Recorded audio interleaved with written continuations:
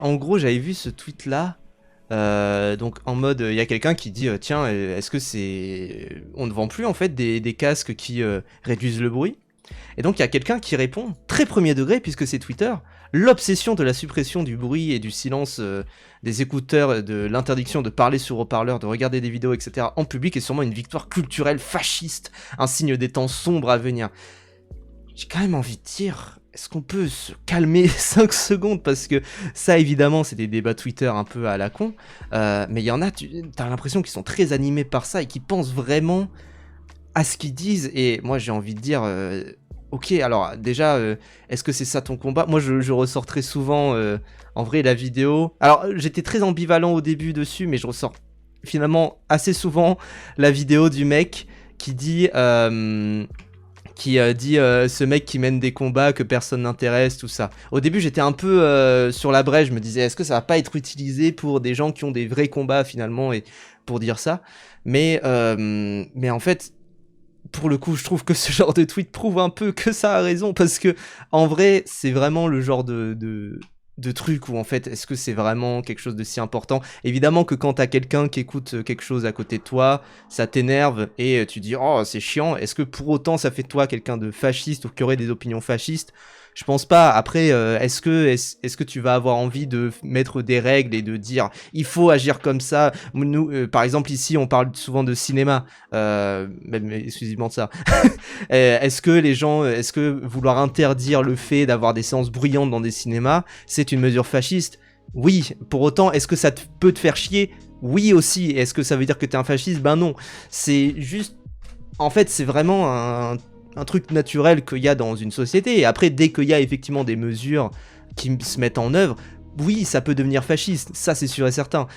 Pour autant, après, vouloir dire que tout ou rien est fasciste, ça c'est autre chose. Et pour le coup, le côté de dire... Et pour le coup, tu peux aussi le retourner à l'envers et dire que c'est quelque chose de très individualiste et de forcer sa parole aux autres que d'écouter quelque chose à un volume trop élevé, c'est forcer la disruption, etc.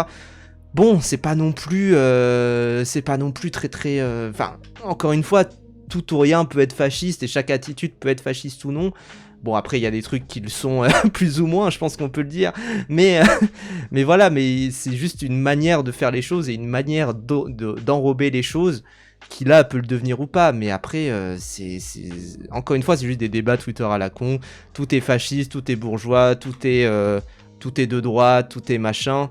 Bon, au bout d'un moment, il faut pas non plus déposséder les mots de leur sens. Il faut pas non plus s'attarder sur ce genre de petites polémiques à la con, quoi. C'est pas non plus... C'est pas non plus le truc de fou. La tech passe à côté du vrai problème, Michotte de fou. Bah en fait oui voilà, c'est-à-dire que pour le coup le fait qu'il y ait des gens qui aient besoin de casques anti-bruit pour travailler, pour faire leur vie, etc. Bon ça c'est un truc quand même, on peut se dire que c'est plutôt c'est un problème médical, on va dire. Enfin voilà, moi je connaissais quelqu'un qui avait vraiment besoin d'un casque anti-bruit pour la majorité de ce que la personne faisait. Bon bah c'est dommage, mais c'est un problème médical, bon bah tu le règles grâce à ça, etc. Même ça devrait être remboursé, je trouve, pour certaines personnes qui arrivent pas à se concentrer sans casque anti-bruit dans la vie de tous les jours, c'est parce que c'est chiant. Donc voilà. Alors que le vrai problème en ville, c'est le bruit des voitures, ça c'est le fascisme. Oui voilà, j'avais vu quelqu'un répondre ça, j'avais vu quelqu'un répondre toute une analyse, toute une sorte de thèse, alors j'ai pas vu, hein, j'ai pas lu toute la thèse évidemment, sur le bruit et non pas l'odeur, mais le bruit ambiant dans la ville, et particulièrement le fait que les voitures, c'est si fort en fait. Genre vraiment, c'est ça le truc. Et pour le coup, il y a des trucs, moi Argolito, je suis tout à fait d'accord avec toi. Par exemple, des gosses dans un train. Bah tu vas pas mettre un coup de poing à un gosse dans un train parce qu'il chiale. Ça évidemment que tu vas pas le faire. Mais après, le fait que ça existe et qu'il n'y ait pas d'espace dédié aux enfants dans certains endroits de la ville, dans certains endroits de la cité, ça pour le coup, je trouve que c'est effectivement quelque chose de problématique. Ça, on peut se le dire. Et ça, c'est quelque chose. Mais moi, je trouve que par contre, effectivement, le bruit des voitures, ça c'est une folie. Moi, vous savez, j'habite près d'une rue où on entend très souvent les voitures. Si vous êtes là très souvent sur les lives, vous l'entendez. On entend hyper souvent les voitures et c'est atroce. En fait, c'est vraiment atroce parce que ça va vite, ça fait énormément de bruit. Ça me réveille le matin. Parfois, ça me réveille le matin, le bruit des voitures. Et donc c'est horrible. En fait, c'est vraiment chiant. Donc, mais ça, pour le coup, effectivement, alors après, est-ce que c'est fasciste? Je sais pas, effectivement, on peut dire que c'est chiant, et on peut dire que, par contre, le système qui fait que on centre tout autour des voitures, et autour de la consommation que ça prodigue, autour de le bruit, le standing également, en termes de société, en termes de statut social que ça peut prodiguer, ça, effectivement, on peut dire que c'est un système plutôt fasciste. Ça oui, mais après, est-ce que la voiture est fasciste? Non, c'est tout simplement non, parce que bah, ça permet de se déplacer, enfin voilà, et ça permet de déplacer des gens qui n'auraient pas les moyens sinon. Bon bah non du coup. Mais voilà, c'est ça le truc en fait, c'est que encore une fois, chaque truc est fasciste ou non selon les méthodes que tu prends quoi. On est vraiment le siècle de la voiture. Bah, j'espère qu'on ne va pas le finir, parce que pour moi c'était plus le 20e siècle qui était le siècle de la voiture. Et là, j'espère que ça va pas être le 21e siècle. Moi, j'ai envie de... Moi, vous savez, mon rêve, c'est qu'il n'y ait pas de voiture dans les villes. Hein. Moi, il y a un vrai truc, c'est que... Ça fait très longtemps que j'y pense, hein, vraiment. C'est que, en fait, je trouve que, en vrai, dans les grandes villes, où il y a des métros, etc., et c'est bon, pas de voiture à l'intérieur. Des taxis, ça oui, des taxis, des bus, des trucs, voilà, pour les gens qui... comment dire, pour les gens qui sont là, ont besoin, ne peuvent pas se déplacer en métro ou un truc du genre, ou sont agoraphobes, des trucs du genre, ça évidemment, qu'il y ait des gens qui aient des permis spéciaux pour utiliser la voiture, ça oui. Mais juste limiter la voiture, et pour ça, il n'y a même pas besoin, tu sais, d'avoir, parce que là je dis des permis spéciaux, il n'y a même pas besoin de ça en fait, il n'y a même pas besoin de mettre des permis spéciaux, c'est juste de renforcer l'utilité du métro en fait, tout simplement. Et ça passe par des politiques de mise en place de transports en commun, comme ça cité dans le chat, et ça pour le coup, effectivement, c'est quand même quelque chose qui est ultra bénéfique quoi. Et c'est quand même... Enfin, moi, je sais que j'ai 25 ans, j'ai pas le permis. Mais pourquoi? Je vis à Paris. Je compte peut-être finir mes jours à Paris, je sais pas. Ça ne dépend plus, ça ne dépend pas de moi. J'ai pas l'utilité d'avoir le permis, en fait, tout simplement. Genre, vraiment, je m'en sers pas. Salut, Odark 111. Mais voilà, j'ai pas du tout cette utilité-là, donc pourquoi je passerai le permis? Ce serait une perte de temps, une perte d'argent, bon bah ok. Mais maintenant, je dis ça, mais je suis sur Paris, donc il y a des gens, ils ont besoin évidemment de leur voiture quand ils vivent entre deux villes, quand c'est un peu trop chiant, etc. Quand même ils croient pas au transport en commun, tout ça, je le comprends. Mais moi, ce que je vois, c'est aussi genre les fameux graphiques en mode Paris Air Pollution, des trucs du genre, où t'es là en mode mais ça, regardez, depuis que Anne Hidalgo est passée, c'est vraiment, voilà. Regardez la grande timonière Anne Hidalgo, ce qu'elle a fait pour notre ville, c'est magnifique.